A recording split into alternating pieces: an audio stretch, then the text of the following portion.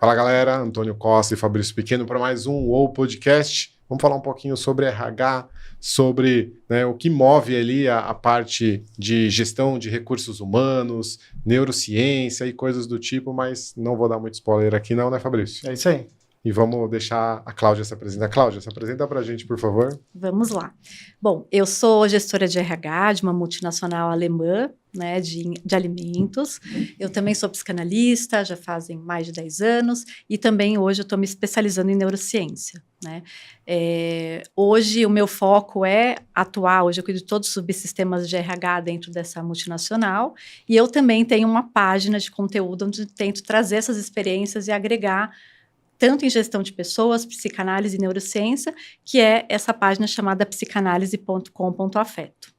Então, quem quiser saber mais conteúdos, quem quiser descobrir um pouquinho mais... Quem quiser saber mais, pode estar entrando. Eu tenho bastante coisas ali nesses 3 temas de forma variada, né, para ajudar e para dar dicas de carreira, dar dicas na parte mais emocional também, com foco em auxiliar as pessoas aí nessas questões mais mentais. Legal, bacana. Mas para começar, a gente vai falar um pouquinho depois dessa parte, né, tem umas perguntinhas que a gente bolou aqui para fazer para você, começando nessa parte mais no desenvolvimento organizacional que você está hoje, né, na cadeira hoje aí como uma executiva de recursos humanos. Quais os principais desafios que você vê para a gente colocar para o nosso público aqui, trazer como um aprendizado? Uma ótima pergunta. Hoje eu acredito que um desafio dos maiores é na questão do desenvolvimento da liderança, né? Eu acho que uma liderança hoje bem desenvolvida e entendendo que o principal desafio dela é gerar competências no time, né, influenciar de uma forma positiva esse time, é um dos grandes desafios hoje na parte de desenvolvimento organizacional, e também a parte de ter gerações preparadas para a sustentabilidade desse negócio. Então, realmente, a gente ter programas de entrada desses novos estudantes, né, trainees, estagiários, aprendizes, e com projetos aí interessantes e desafiantes para que eles se integrem ao negócio e venham ser a sustentabilidade do negócio em termos de futuro. Legal. E você trabalhando numa multinacional, sempre a gente tem um mito de que outras culturas estão super desenvolvidas, estão muito mais à frente. Nesses desafios de liderança, existe essa diferença mesmo? Como é que está isso, de maneira geral? Você diz de cultura entre departamentos? Isso. Sim, isso é bem, a gente trabalha muito internamente. O que a gente acredita, né? Que quanto mais júnior a pessoa está na carreira dela, ela pode ser muito trabalhada e delineada de acordo com a cultura que a gente busca ter, né? E tem bastante potencial para isso. Quando a gente vai olhar para uma liderança, a gente já espera que esses valores, né, esses comportamentos já estejam inteiramente enraizados, porque a liderança, ela é a representante da cultura da empresa, né? Então, ela tem que dar o maior exemplo em relação a quais comportamentos a gente espera ver, né, na base. Então, esse trabalho de desenvolvimento é muito importante nesse sentido, né, de explicar para as pessoas que elas vão aprender coisas técnicas, mas o principal é realmente entendendo esse DNA cultural e se adaptando e também agregando, né, juntando. Não é que a gente quer, né, fazer uma lacração e transformar todo mundo naquela cultura, mas de juntar as duas que vai dar uma boa receita aí para o crescimento conjunto. Eu sempre vejo essa área, né, de recursos humanos como estratégica, pelo menos para mim, porque a gente está falando bastante de IA agora, a gente fala muito de informação, mas no final são tudo pessoas oferecendo serviços para pessoas e são pessoas que consomem. Então, pessoas é o ponto-chave, muitas vezes a gente acaba esquecendo um pouco disso. E às vezes a gente acaba, entre aspas, delegando para uma única área. Qual é o desafio que você tem, assim, como uma liderança dentro de recursos humanos para conseguir conscientizar, colocar a importância da gente olhar para pessoas, porque você falou da liderança, você falou das novas pessoas entrando. Então, essas pessoas estarem produtivas, essas pessoas estarem engajadas, é um desafio, né? Muito, muito. Eu acredito muito que o engajamento, ele vem muito de estar envolvido, realmente, né? De você colocar as pessoas para construírem junto, né? Então, você envolver, você dar... Comunicação, nesse sentido, é o pilar, assim, hoje, que eu trabalho muito dentro da gestão de RH. Porque a comunicação, imagina, intergeracional, com pessoas diferentes, que falam linguajares diferentes. Então, como que a gente consegue trazer uma comunicação estruturada e estratégica para atingir todos esses públicos? Então, eu acho que isso é bastante importante, ter termos de comunicação, e trazer as pessoas em relação a participar ativamente dos projetos, né? Vinculados, obviamente, ao negócio. Não adianta o RH chegar lá e falar, a gente vai trabalhar, trazer uma academia aqui dentro, sendo que não tem nenhum link com o negócio, né? Gosto de defender muito que um RH bom não é que tem frutas, que tem, né, academia lá dentro, ginástica, não é isso. É um RH que, na verdade, entendeu as pessoas que estão ali dentro e tentam gerar um clima ali harmonioso, um clima frutífero para que elas deem o seu melhor, né, nas suas respectivas cadeiras, né, e trabalhem com harmonia, trabalhem felizes, né, dentro da possibilidade também do que é a felicidade. Exato. Né? Eu não sei dados de cabeça, mas eu já vi indícios de que empresas que conseguem realmente focar nisso e investir no RH, elas se tornam até mais produtivas, né? Eu não tenho dado aqui, mas é uma tendência, né? Sim, eu gostaria até de trazer um case, né? Eu trabalhei muitos anos no agronegócios. E nessa empresa que eu atuei, ela é uma empresa indiana e ela estava pequena ainda, com bastante desafios. A gente diz que a gente passou por um período bastante turbulento. E nós investimos muito nessa questão, né, de fazer uma pesquisa de clima, entender como as pessoas estavam, trabalhar, na minha visão, o calcanhar de Aquiles, né, da estrutura estratégica de RH, que é o processo de gestão de desempenho, e a gente foi trabalhando isso passo a passo, e a empresa, depois de uns 7 anos, ela está hoje com 2 unidades, partiu de 300 funcionários para 1.000 e poucos, então, assim, foi um trabalho que, assim, passo a passo se provou que a estratégia de recursos humanos, quando bem formulada, ela tem resultado. Então, desde um processo de desempenho bem feito, né, um processo de clima sendo monitorado, um processo de remuneração, e tudo isso é integrado. Né? Não dá para se falar em RH, em estratégia de RH, sem integrar todos esses subsistemas. Né? Então, de mérito, de desempenho, de comunicação, de clima organizacional. Legal. Eu sou admiro muito, vou falar muito fã, talvez vai ser puxa-saco, mas não é essa ideia. Eu admiro muito a frente de RH, eu já trabalhei com RH, pessoas de RH que me ajudaram e me moldaram até no trabalho que eu estou fazendo. Você compartilhou um case aí da sua vivência, de tudo que você fez.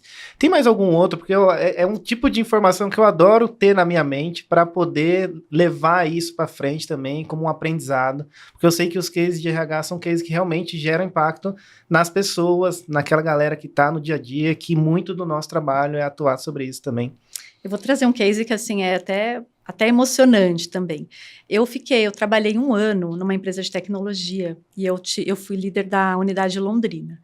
E eu percebi que no sul do país, a questão de integração do ESG, né, integração empresa, governo e as faculdades são muito integrados.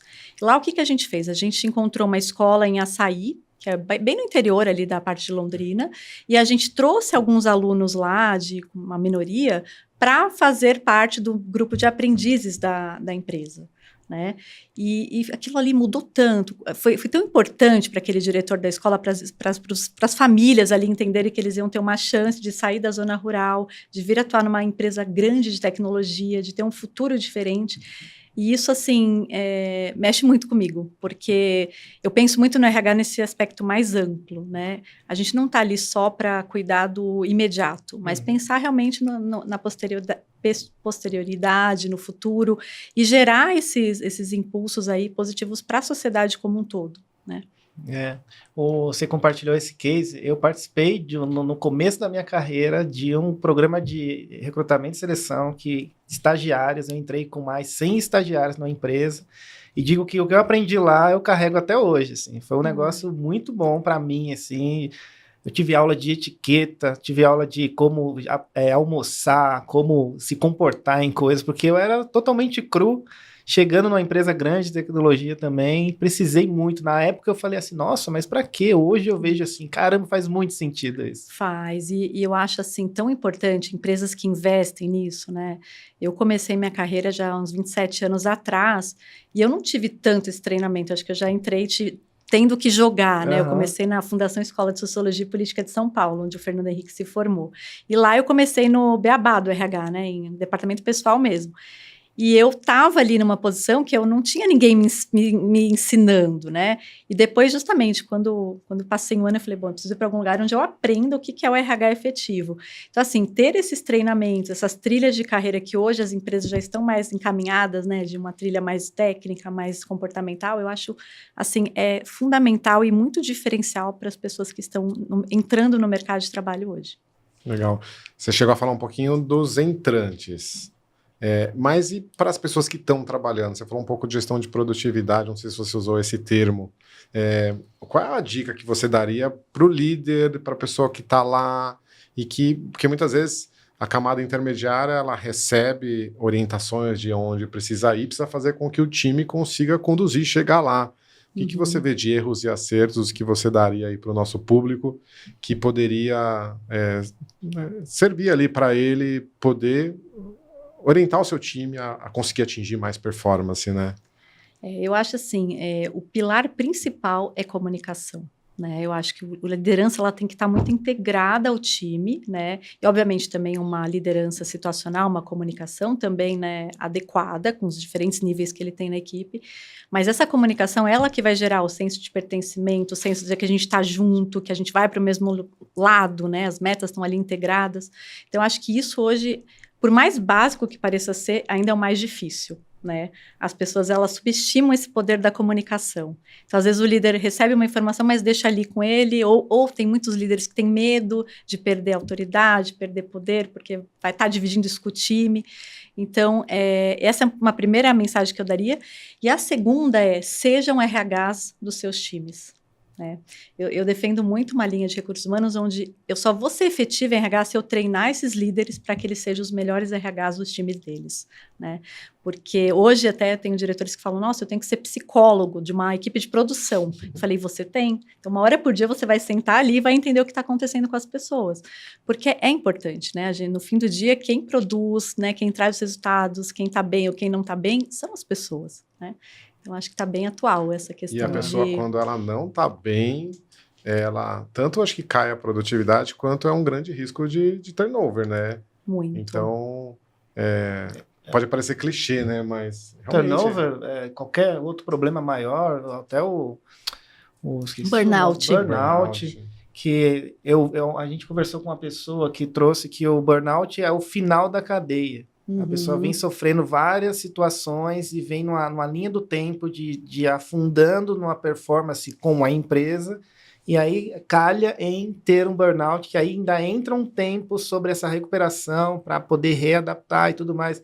Então, é um tipo de jornada que não vale nem um pouco chegar, né? E eu acho muito legal essa consciência hoje das novas gerações de que assim, tem que haver esse equilíbrio, né? Não adianta ter uma pessoa esgotada no trabalho e uma pessoa super produtiva no trabalho, mas esgotada na vida familiar, porque isso no fim do dia isso não vai, né? Não vai ter um resultado bom. E eu gosto muito de fazer uma analogia com essa questão do burnout que você trouxe, até com a ansiedade, né, atual.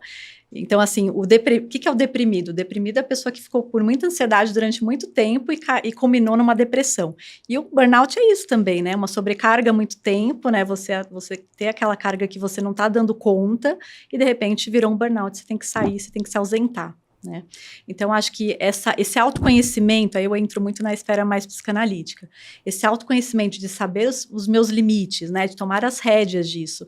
Não vai ser a empresa que vai falar, eu estou te sobrecarregando, você vai ter uma depressão daqui a pouco. Você tem que estar, né, de alguma forma, tendo essas rédeas, fazendo uma terapia, né, tendo um coaching, né, tendo algum mentor mesmo dentro da empresa ou fora da organização que te direcione, que fale, olha, você é um ser integral, você é mente, corpo, né, e alma, você tem que estar com essas organizações aí alinhadas, porque senão vai ter, né, vai ter algum desalinho aí, vai ter algum desequilíbrio que não vai ser bacana aí para os seus resultados. E o líder, ele entende bem isso, né, ou não, tem alguns que entendem mais, porque...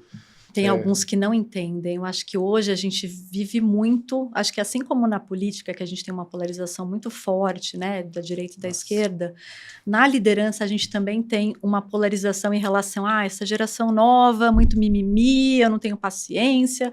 E eu tenho falado muito nos encontros, nos fóruns que eu participo de RH, que a gente tem que sair um pouco desse lugar também de polarização de que eu não vou lidar com essa geração, né? Mas que eu seja de uma geração dos anos 80, a gente tem que chegar no meio do caminho. Eu tenho que encontrar essa geração no meio do caminho e ela também me encontrar, né?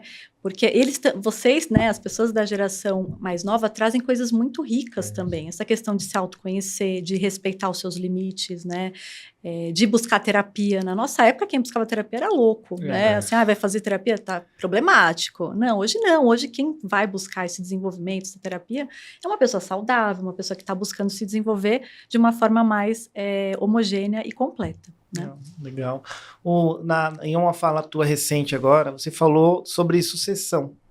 Sucessão, nos últimos 6 meses, eu passei a ouvir por alguns fóruns que eu frequentei, mas eu tinha sumido de muitas conversas que eu estava. E aí, entendendo esse movimento e aí no meu nicho onde eu atuo, né, empresas de tecnologia, eu sempre vejo crescimento, sobe mais uma empresa, sobe mais outra empresa, e esse tema meio que sumiu. Para você que é de RH, eu queria uma análise sobre como é que está essa questão de sucessão, como é que a galera está interpretando, como é que está isso tudo, porque para mim, foi uma explosão mental, porque é muito importante e talvez não está em foco. Assim, no interior, né, eu participo da Câmara Americana, né, do Comércio. A gente tem enfrentado muito uma escassez de talentos, né? Porque hoje as pessoas nessa questão de se autoconhecer, muita gente não quer mais ficar 8 horas, 9 horas dentro de um escritório, dentro de uma função mais rotineira, né? Então, elas acabam, né, criando outras alternativas. Então, com foco nisso, há uma escassez, né, das pessoas que vêm e procuram algo mais empresarial. Então, hoje, o que é o planejamento sucessório? Né? A gente começa de cima para baixo, mas acredito que agora a gente vai ter que ter uma inversão, de baixo para cima também, né?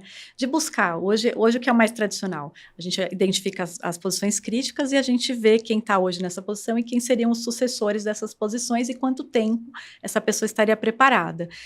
E tudo bem, isso a gente já é tradicional, as empresas fazem bastante, mas e na ponta, no outro lado, né, na outra polarização? Como que a gente hoje nós estamos hoje preparando os nossos jovens para assumir essas cadeiras, né? Quais são os jovens que a gente quer e como é que a gente também influencia, a gente motiva e a gente mostra também que estar na liderança não é uma coisa que você não tem mais vida, que você está acabado, né? Porque existe isso muito enviesado, né? De, os executivos de empresa, nossa, envelhecem, estão acabados, não tem vida, não vem a família. Mas não, dá para equilibrar. Né? Eu, por exemplo, eu tenho meu filho, eu sou uma pessoa super família, né? Então, e isso me engaja ainda mais a ser líder, né? Porque hoje o meu principal foco como liderança é desenvolver minha equipe, né?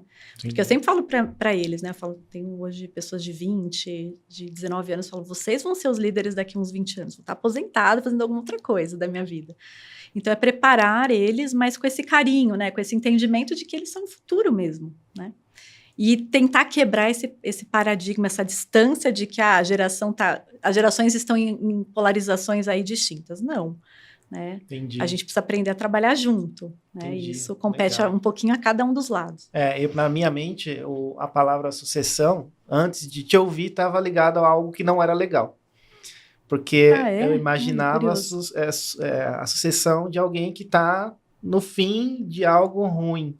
Olha, que e aí curioso. Você sucede isso. Quando você traz isso para mim agora, melhora essa visão que existem alternativas. E inclusive de baixo para cima faz muito sentido. E quando eu te escuto falar, eu acho que é bem interessante a sua preocupação. Eu acho que você fala também muito das pessoas que trabalharam muitos anos numa organização e, de repente, elas saem, né, elas transicionam e aí começam a falar, precisamos suceder essa pessoa porque ela já está com mais idade, vai sair.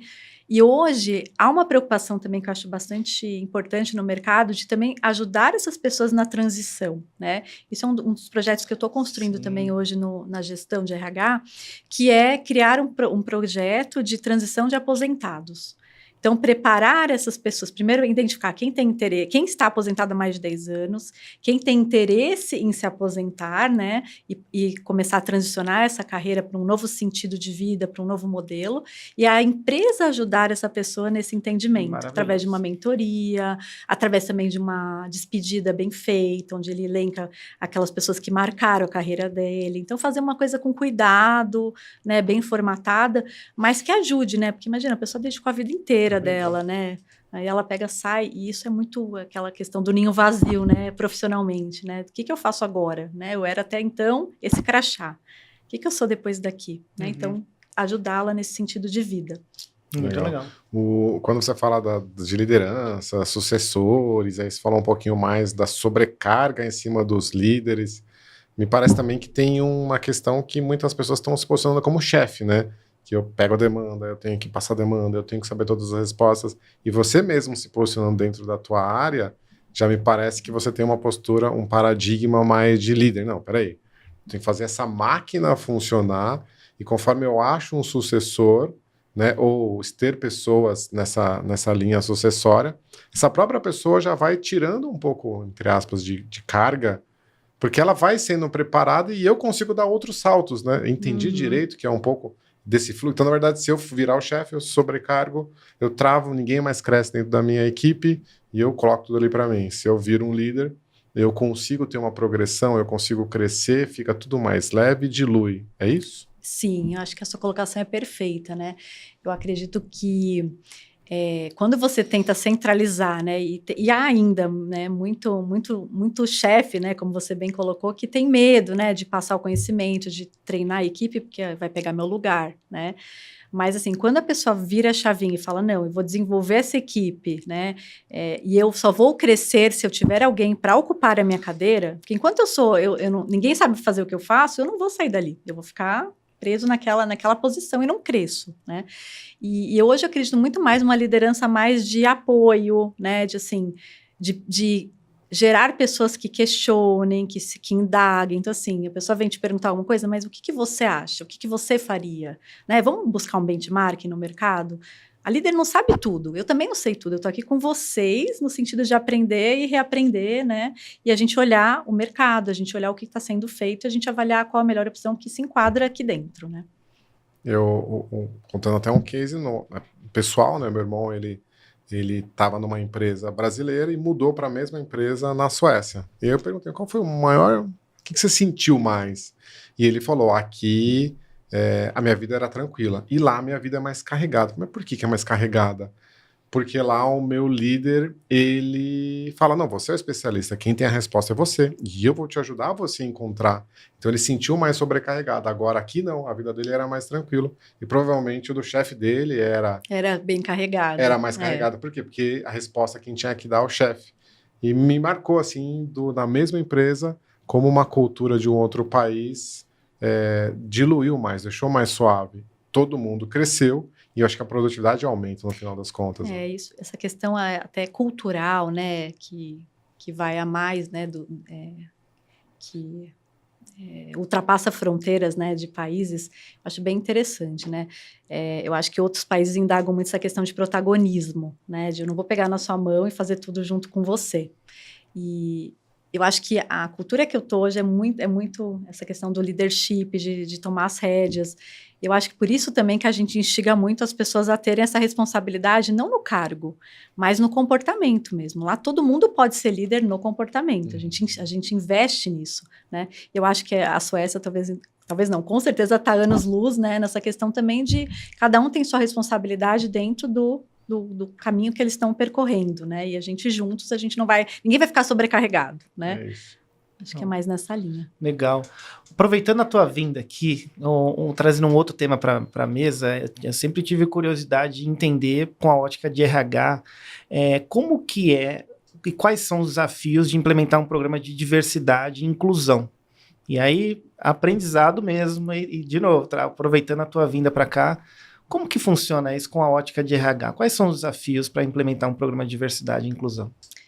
Eu acho que um dos primeiros desafios, grandes desafios na implementação de um programa de diversidade é você realmente trazer a liderança junto com você, né?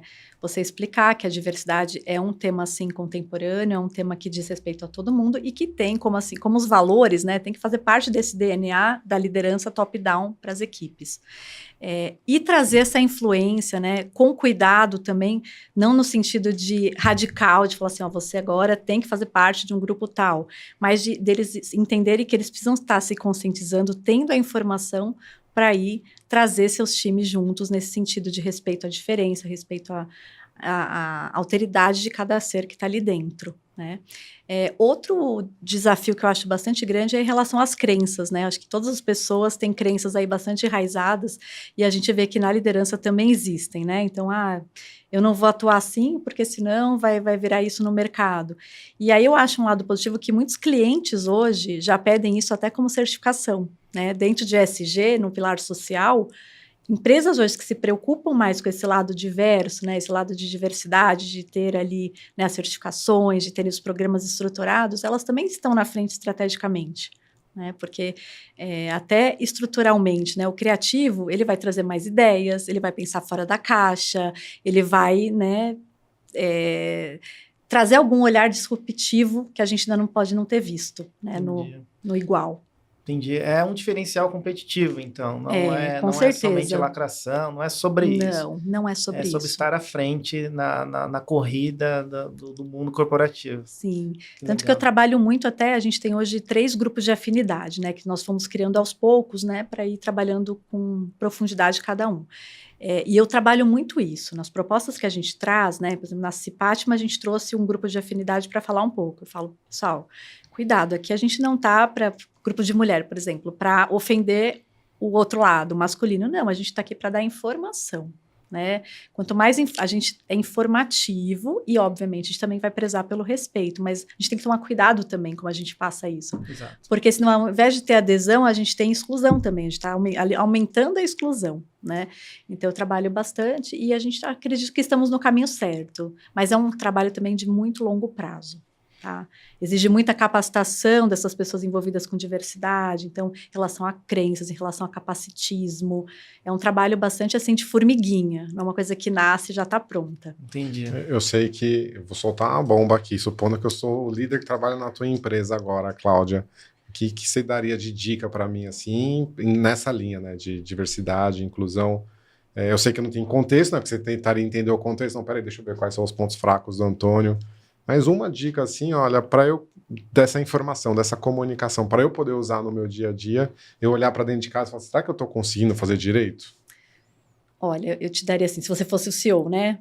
Cara, você tem que estar super integrado nessa questão de diversidade, você tem que estar informado, né? Hoje, realmente, é uma questão, é a nossa questão, uma das principais, né? Então, você tem que estar sabendo, tendo esse olhar mais macro, né? Mais abrangente, e que isso vai gerar valor para o seu negócio. Como o efeito contrário também é verdadeiro. Se você não olha, você está expondo de uma forma bastante negativa o seu negócio, né? Então, assim, como é que você integra essas culturas, você integra essas diferenças?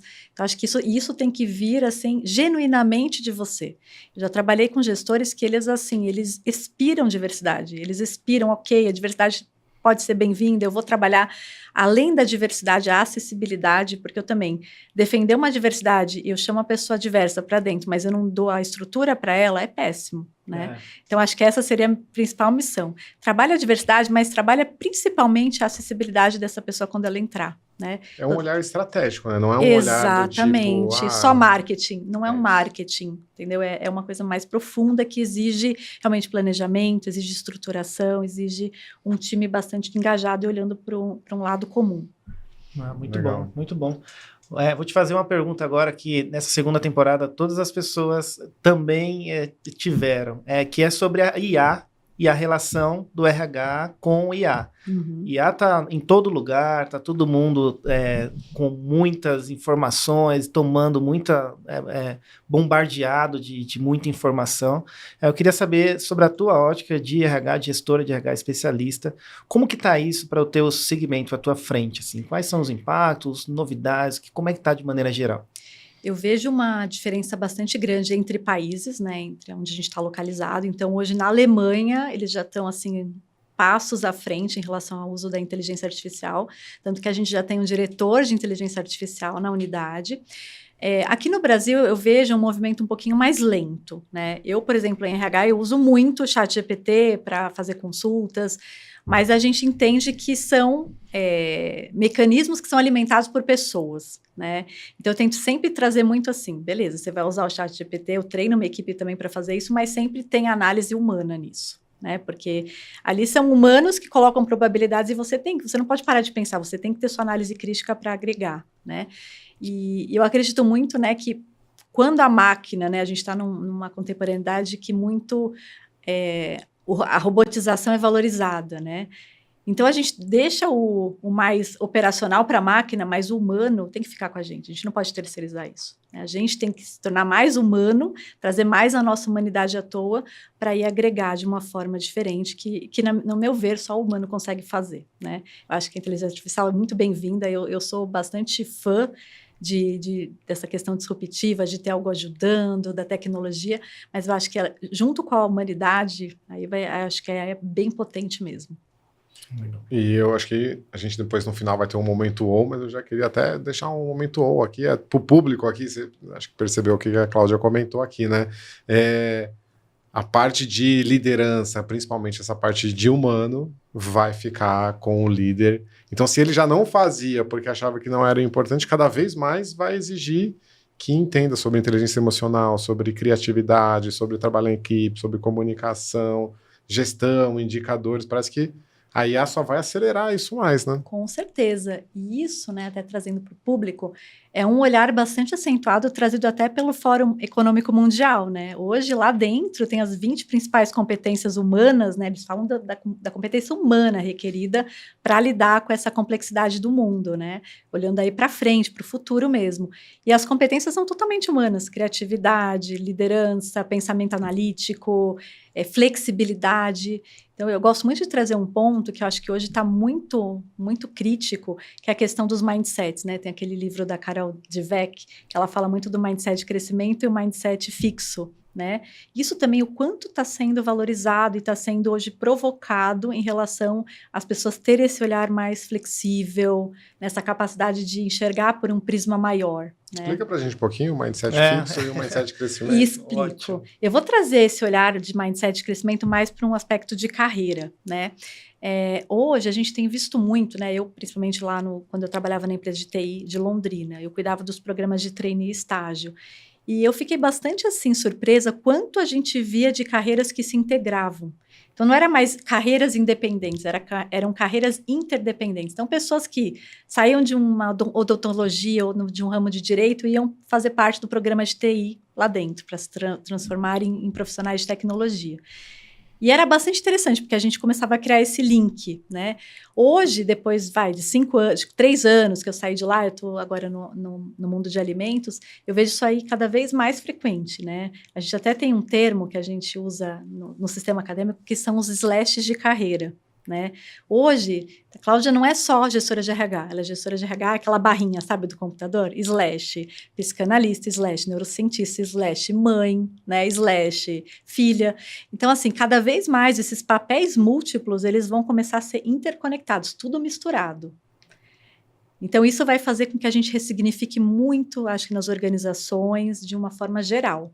De assim, como é que a gente consegue repensar essa questão de competências, de estrutura, de uma forma mais ampla e não tão focada ou não tão linear como a gente costumava fazer. E até pegando antropologia, a cada 7 anos o homem muda, evolui, então cada vez mais você vai adquirindo mais dessas ramificações aí para poder executar. E aí isso tem alguma coisa a ver com, a gente conversou um pouquinho sobre carreiras híbridas ou sobre como você conseguir ter esses plano B, plano C, tem e não realmente ficar uma caixinha só. Tem muito a ver. Hoje é muito valorizado essa questão de você não precisa ter uma carreira só, né? Você pode ter uma carreira numa área específica, mas você gosta de outra e você focar em outras carreiras. Isso é muito conhecido no mercado. A gente fala das carreiras híbridas, né? Carreiras que se interconectam, né? Então, eu atuo em TI, mas eu também tenho o meu blog na área mais comportamental, que eu estudo por fora, eu também tenho e escrevo ali dentro. isso é super bem-vindo, né? Eu gosto de defender muito. Há 10 anos atrás, a gente falava de plano A e B, né? Hoje, o profissional tem um estudioso muito, muito forte nessa parte, que ele fala da anticarreira, né? Hoje, as pessoas, elas devem buscar serem profissionais muito mais amplos, né? E não ter só uma carreira única e solo, mas sim, a gente é múltiplo, a gente tem muito potencial. Como que a gente consegue agregar isso de uma forma mais abrangente, né? Para outras esferas. Entendi. Eu acho que isso é bem, bem interessante. É como se o plano de carreira fosse o plano de vida. Exatamente, começa a se conectar. Eu vi um tema sobre aquele business model. Tem um business model que é voltado justamente como se fosse uma SWOT para o profissional, é o business model Will. E é justamente isso, já começa a entrar no como é que você criou o seu modelo de negócio, seu modelo de vida, porque é o Will, é você. E é integrado, é profissional, é pessoa, o Ikigai também defende muito isso, né? Como é que você integra a sua missão, né? Os seus valores para a sua profissão, né? E até trazendo também para uma esfera psicanalítica, o próprio Freud dizia, né, que o ser humano saudável, ele trabalha e ele ama, né? E o quanto que essa parte do trabalho é essencial para você também se colocar na vida, para você encontrar esse lugar de uma forma sustentável e equilibrada também. Legal. E como que você coloca a neurociência em tudo isso daí? Porque você foi citando várias vezes e é uma das suas frentes. Conta um pouquinho como que você põe nessa sopa aí a neurociência. A neurociência é um pouco mais, bem recente para mim, né? Eu me formei na PUC Rio Grande do Sul em neurociência e comportamento, agora eu estou fazendo uma especialização em transtorno de déficit de atenção e espectro autista. E o que eu gosto da neurociência nesse misto aí, nessa mistura de tudo? Que ela traz um olhar bem mais científico e cerebral, né? Então a gente vê muito assim, uma pessoa com depressão não é uma frescura, ela tem mudanças cerebrais científicas, que se você fizer lá um eletroencefalograma, você vai conseguir notar, né? E a gente também consegue, ao mesmo tempo que a gente consegue enxergar esse cérebro, a gente também pode conseguir, de uma forma pioneira e inovadora, usar o próprio cérebro a favor de inovações, a favor de descobertas que ajudem a humanidade nas áreas científicas ou outras áreas também. Então, eu vou dar exemplo, né? Essa questão do microbiota, né? De quanto que o intestino está muito interligado ao cérebro. Dizem que o intestino é o nosso segundo cérebro. Ele tem tantos, acho que tem mais neurônios até do que o cérebro. E quanto que isso está integrado, por exemplo, num transtorno do espectro autista, né? Às vezes a transferência de uma questão mais intestinal, você vai lá, atua e vai lá e muda alguns fatores neurais, né, que vão ajudar a pessoa a se organizar de uma forma diferente no mundo. De novo, né, não falando que e também a gente desmistificar essa questão de diagnóstico para tudo, né? Não é doença, é uma forma diferente de se posicionar, né? E o quanto que a gente também tem muito a aprender com essa neurodiversidade. Isso é legal, porque quando você fala da própria questão da depressão, existem fatores físicos que diagnosticam isso. Isso daí é uma oportunidade de aprendizado absurda para quem lidera, por causa do tema esse daí é frescura, de novo tá com um probleminha de cansaço, de não sei o quê, eu escuto incrivelmente muito esse tema. Sabendo disso tudo, acho que os nossos líderes, quem ouve a gente, pode entender, buscar mais, até no teu blog, buscando essa informação e sabendo que não é frescura, é realidade. Antigamente não se tinha isso, porque talvez não se tinha estudos, os estudos estão acontecendo, as coisas estão sendo descobertas e está dando mais foco agora.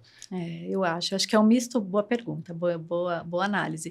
Eu acho que é um misto de informação que está mais, né, acessível e uma questão também social, né, que está ocorrendo. Eu acho que hoje a gente tem muito mais acessibilidade à informação, à tecnologia, e o nosso cérebro, de um aspecto mais neural, ele não é preparado para tantas informações de tanto quanto é lado, né? Porque o cérebro não dá conta desse mundaréu de informações que a gente lida. Então, eu acho que quando o líder ele entende esse contexto mais social, mais amplo, ele começa a tirar, né, esse paradigma, que é uma crença limitante, né, de é frescura, o cara quer faltar no trabalho, vai pegar um atestado. Não, né, hoje cada vez mais comum pessoas que têm quadros de ansiedade, quadros de depressão, e que a gente vai ter que trabalhar isso junto, né, não dá para a empresa falar, não, vai para o psiquiatra, toma um remédio e vem para cá bem. Como é que a gente consegue, e eu também não tenho a resposta, tá? Também Uhum. trago esse desafio aí até para a gente pensar juntos. Como que a gente consegue trabalhar em conjunto com esses novos profissionais que estão tendo consequências do mundo social que eles convivem, que a gente também está inserido, para que a gente consiga transformar essa realidade de uma forma mais positiva. Nossa, e ver como é tudo integral mesmo, né? Porque a gente já falou um pouquinho antes das gerações, né? Você falou que é da geração, o quanto ela é bombardeada de informação, aí a gente questiona que essa geração, ela, entre aspas, não quer saber de nada, mas peraí, elas não viveram a mesma coisa, e quem está educando eles somos nós, né? Então, assim, como que a gente vai criticar que ele não está preocupado? Mas será que ele olha para a gente e quer ser como nós, né? Que está ali com a pálpebra mexendo, estressado, cansado. Então, me parece que trazer essa consciência para a empresa, para a liderança, esse ser holístico. É extremamente importante, eu acredito. E eles olham o tempo todo, né? Para mim, liderança é totalmente exemplo, né? Não adianta você falar, não, ser líder é legal, você não vai adoecer, se você está doente, né? Eu acho que tem que ser a prática, né, de trazer a prática saudável. Eu faço sim uma academia, eu faço uma terapia, eu sou família, eu estou assim com meu filho, né, nos tempos livres. Então, trazer essa prática para que os liderados entendam que tem vida sim sendo líder, né, e vida saudável, né? E para as pessoas que hoje estão entrando no mercado de trabalho, realmente também tentarem chegar nesse equilíbrio, né? Não é porque hoje, assim, o próprio contexto social, ele traz muita felicidade instantânea, né? Gosto de falar muito disso. E aí e empresa, né, o ambiente profissional, ele é muito frustração o tempo todo, né? Porque você se frustra, não é como você quer o tempo todo. Então, eu acho que as pessoas também tendem a ir para uma linha mais de fuga. Por que eu vou ficar ali tendo que dar satisfação para um chefe, né? Indo todo dia naquele horário, acordando cedo, sendo que eu posso ter mais liberdade. Mas a liberdade tem um preço também, né? Você vai ter a sua liberdade, mas assim, você também não vai aprender a conviver com o tédio, que é importante para a saúde mental, você não vai aprender a lidar com frustração, né? Então, assim, você vai ficar uma pessoa menos tolerante nas suas relações, mais superficial. Então, tudo tem os dois lados. Eu acho que o equilíbrio disso acho que essa reflexão se faz importante para gerações também. Legal. A gente acaba prestando serviço, né? Além do OA, que a gente tem uma empresa, a gente presta serviço, a gente fala com muitas lideranças. E é interessante como muitas vezes o primeiro passo é o líder perceber que, poxa, neurodiversidade, diversidade, inclusão, as pessoas estarem felizes trabalhando, isso é importante porque a vida é assim, não queira colocar em caixinhas. Depois que ele percebe, eu sinto que ele tem dificuldade de começar a quebrar esse elo, porque ele está tão focado ali na entrega, no número, no resultado, E sendo cobrado também. sendo cobrado, e aí, mas peraí, como que eu vou mudar o meu paradigma sendo que eu estou sendo cobrado? E a gente acaba, muitas vezes, suportando, a gente acaba fazendo um trabalho como se fosse um coach executivo ali, para que ele consiga parar uma hora e falar assim, peraí, o que eu mudo aqui? Qual que é o 1% que eu mudo? Então, me deu outro ahá aqui. Insights.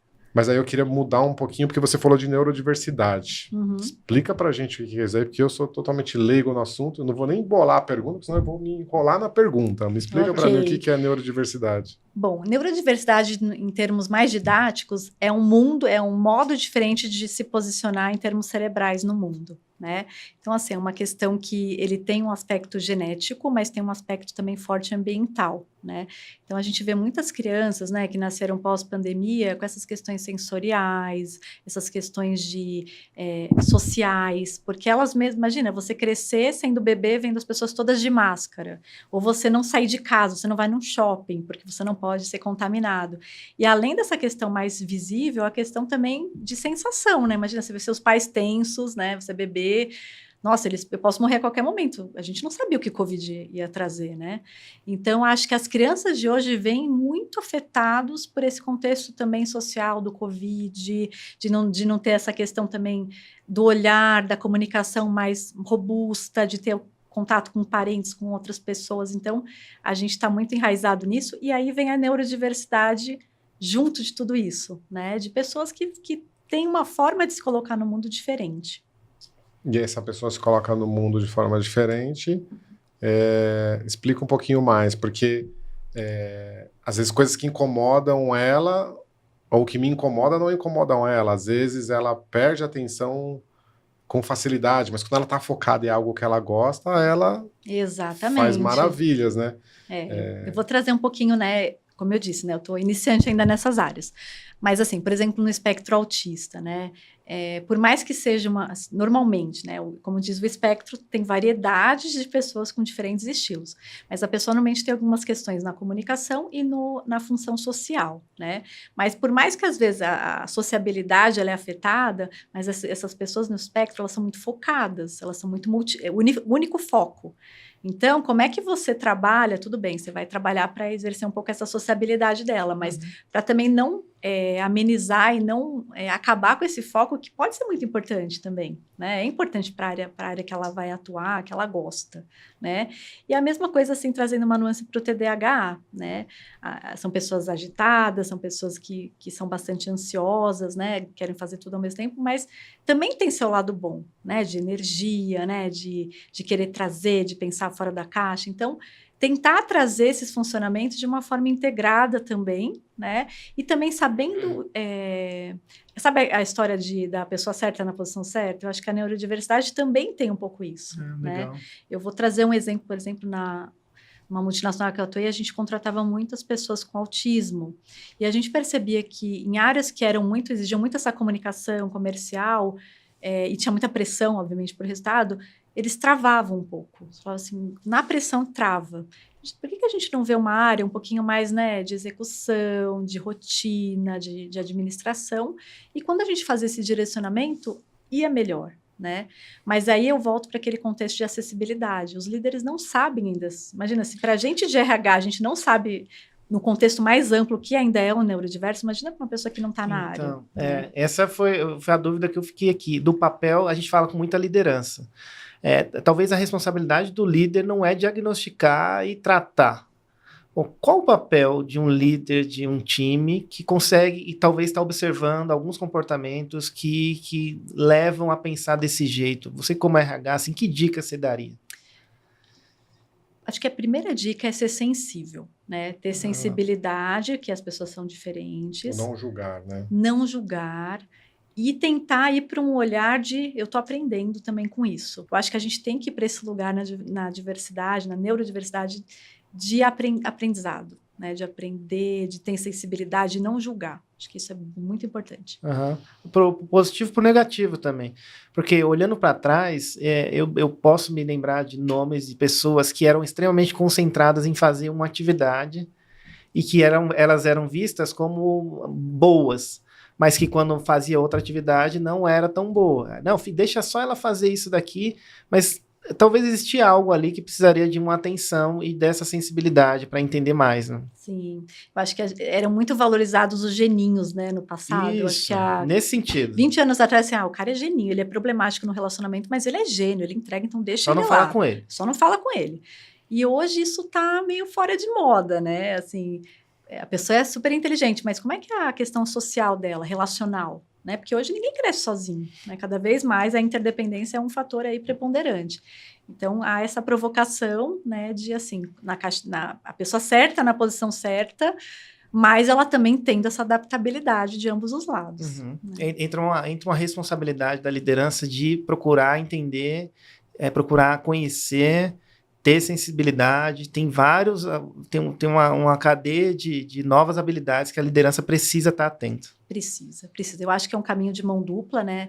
Mesmo as questões, as áreas mais de saúde, elas preparam esses pacientes mais neurodiversos para que eles se adaptem ao mundo. Não é também deixar eles ali no cantinho, a pessoa tem um hiperfoco, deixa ela lá. Não, mas trabalhar também, às vezes você vai ter que sair um pouco desse videogame, porque tem outras coisas na vida que você precisa aprender. Então, para que a gente consiga também integrar a pessoa que é diferente no mundo, porque senão você isola e você também está sendo excludente, Exato. Né? Criar essas caixinhas, né? Essas caixinhas, esses rótulos, né? Acho que a nossa geração rotulou demais e rotula demais, né? Rotula demais. O que você falou de excludente fez um sentido muito grande na minha cabeça do deixa o menino lá, só não falar com ele. Eu vi muito isso durante rapidamente aqui, mentalmente. Não, vamos todo mundo lá almoçar junto. Não precisa chamar, não. Deixa ele aí. Vamos lá comemorar, tá bom, não chama não, deixa ele aí, que ele não gosta, que ele não sei o quê. No fundo, eu estava praticando essa questão de exclusão, em vez de estar num outro lugar, de tentar trazer essa pessoa, tentar entender que tipo de abordagem eu poderia fazer para incluir. Muito bom. Tomei um tapa. Eu acho que nesse aspecto, os programas de integração, de onboarding, né, a gente fala quando a gente recebe um novo funcionário, é extremamente importante. Hoje, por exemplo, a gente tem um programa que nós criamos, que é um programa de padrinhos e madrinhas do New Hiring durante 90 dias. E a gente tenta entrar muito nisso, assim, você, mais do que o técnico, tudo bem, você vai dar as dicas técnicas, mas você vai tentar integrar essa pessoa na cultura. Né, relacionalmente, quem são as pessoas, como elas são, como que as coisas acontecem aqui dentro. E está tendo um efeito bastante positivo, porque é difícil quando você chega no ambiente, você tem que aprender tudo sozinho, né? Sem ninguém te dar algumas dicas. E aí a gente começa a ver menos essa exclusão acontecer, né? De que, assim, que a gente não vai atuar com essa questão de você excluir.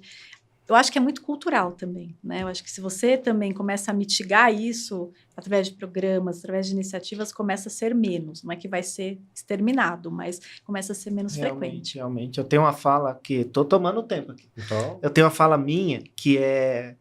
Eu sou de Pernambuco e eu não tenho sotaque. E eu falo que eu tive que desaprender o meu sotaque para me dar bem no trabalho. Porque o trabalho... Sofria bullying. Me criticava muito por ter sotaque. Na rua, eu era muito criticado por ter sotaque, que eu vim de Pernambuco para São Paulo. E eu falava isso, mas não sacava que era talvez algo nesse sentido. Tal de querer transformar, né, a pessoa para um molde, né, colocar numa bolha, né? Eu gosto muito de falar de bolhas.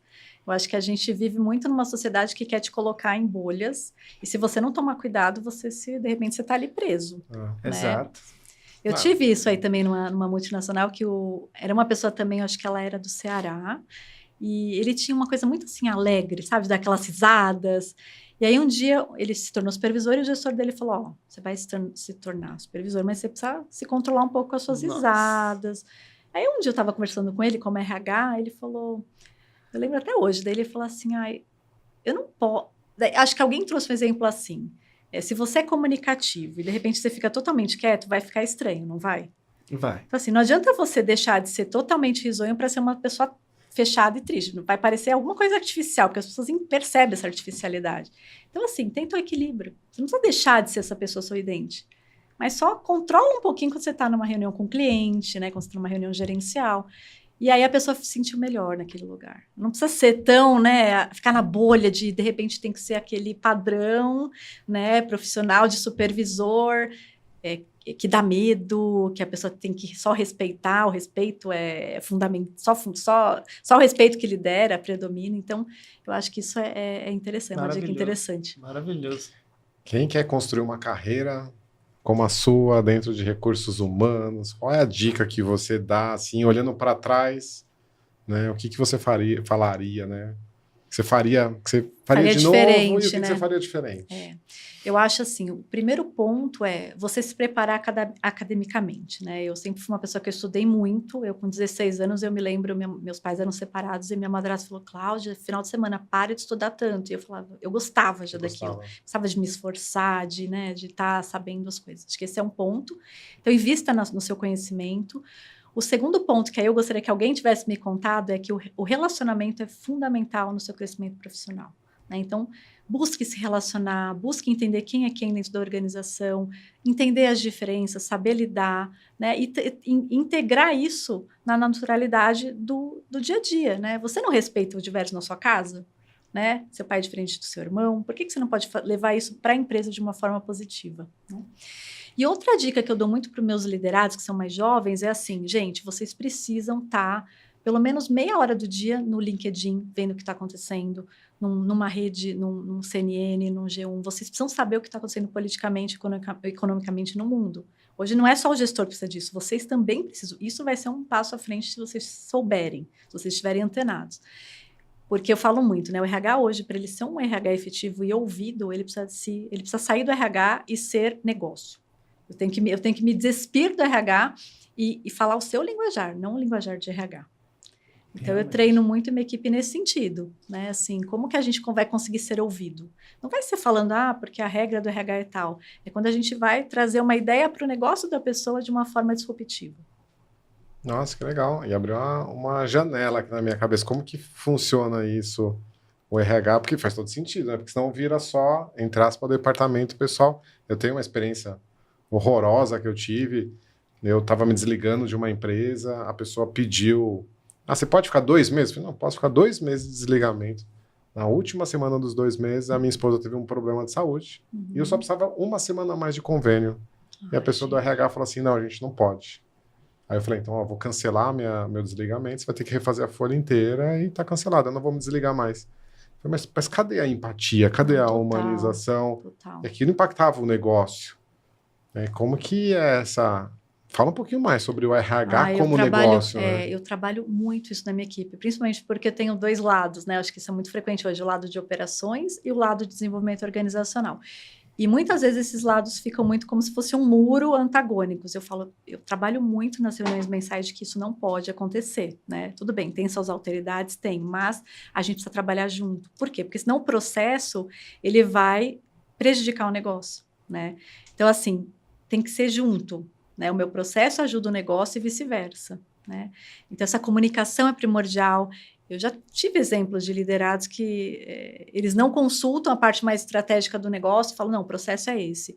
E o meu feedback é sempre assim, eu não posso ter pessoas assim na equipe, porque a gente não pode olhar só... Então, eu volto para o mindset. Quando o mindset é muito fixo, você começa a perder a visão total da floresta. E aí você está gerando não competitividade para o negócio. Legal. Né? Acho que dava mais uns 2 horas de papo aqui, mas está no final, né, Fabrício? E no final a gente tem o nosso momento WoW, né? A gente faz um trocadilho aqui com Ways of Working, mas com WoW. Me deu um insight aqui. Tem algum? O que você quer compartilhar primeiro? Não, pode ser o meu? Olha, eu tenho alguns, mas eu vou concentrar num negócio que eu vou pensar muito, que é sobre a questão do incluir mais e estar atento a isso. Muitas vezes eu vivi e vi situações em que talvez eu poderia ter um comportamento diferente de incluir e eu não me liguei que a responsabilidade era minha. Então, acho que daqui para frente eu vou estar nesse lugar de tentar encontrar o que está acontecendo efetivamente e começar a construir o todo e não considerar pequenas peças da engrenagem, assim, porque não são peças, faz parte do todo, assim. Isso daí vai ficar na minha mente aqui. Que legal. Muito bom. Acho que tá um pouco... Não é bem isso, mas tá ligado, né? Essa questão do ser integral, essa questão de eu começo a olhar e falar, poxa, mas peraí, eu gosto de coaching, mas eu não sou um coaching, né? De coaching no sentido de consultoria, mas eu tenho essas várias, vamos dizer assim, habilidades que às vezes quando eu me pego assim, sei lá, o que eu tô rodando no Instagram, o que o Instagram me manda de algoritmo? São coisas desse tipo, são coisas ligadas à religião, são coisas... Eu gosto disso. Eu não posso negar isso daí. Da mesma forma, outra pessoa também tem. E abriu minha mente como líder, mas peraí, deixa eu olhar de uma forma mais holística aquele time, não colocar em caixinhas, né? E aí entra um pouco até a neurodiversidade, a inclusão. Acho que abriu bastante ideias aqui. Não, a inclusão além da neurodiversidade, né? A inclusão como um todo. Acho que incluir a liderança, quando talvez foque ou tenha uma linha de pensamento de incluir, ela ganha muito mais. Porque na época, o menino que era isolado lá, que era muito bom em fazer uma atividade, ele se perdeu sozinho, assim. E aí eu que sofri depois em ter que repor alguém numa tarefa que ninguém gostava de fazer. Tem algum momento ou aqui, alguma coisa que você quer compartilhar? Eu acho que o meu momento né, conversando com vocês, é a questão de propósito, né? Eu acho que sempre quando a gente coloca um propósito maior em tudo que a gente faz, seja na diversidade, seja no desenvolvimento de pessoas, eu acho que a gente agrega, né? Pensando no sentido mais macro, né? De sociedade, de impacto na sociedade mesmo, né? O que eu quero deixar de legado? Não que eu quero fazer só para ganhar dinheiro, para comprar tal coisa, não, é maior, é muito mais amplo. E também chamaria uma frase meio jargão, mas que eu acho muito boa, né? Que é, diversidade não é você só convidar para a festa, é você chamar para dançar. Né? Então, que legal. É assim, é muito mais amplo e também defenderia muito o contexto de aprender e reaprender, né? Que a gente fala do skilling, do reskilling, upskilling. Esteja sempre desaprendendo. Né? Eu acho que a gente só vai parar de aprender quando a gente morrer. Né? Então, esteja aberto, porque as coisas tendem a ficar cada vez mais quem complexas. Quem quiser saber mais sobre você, quem quiser te conhecer mais, ver os conteúdos? Bom, eu vou convidar para ingressarem na minha página do Instagram, que é psicanalise.com.afeto. Eu vou estar aberta ali para perguntas, podem me chamar no chat, eu tento responder todas as pessoas que me chamam. E ali tem materiais de todos os tipos, tanto de psicanálise, gestão de RH, carreira, e também alguns pílulas mais rápidas, né, para também agregar aí as pessoas que também precisam de ajuda mais instantânea, tá? Mas, assim, estou à disposição. Legal. Cláudia, muito obrigado. Ótimo papo. Passou voando aqui. Eu estava procurando aqui para seguir.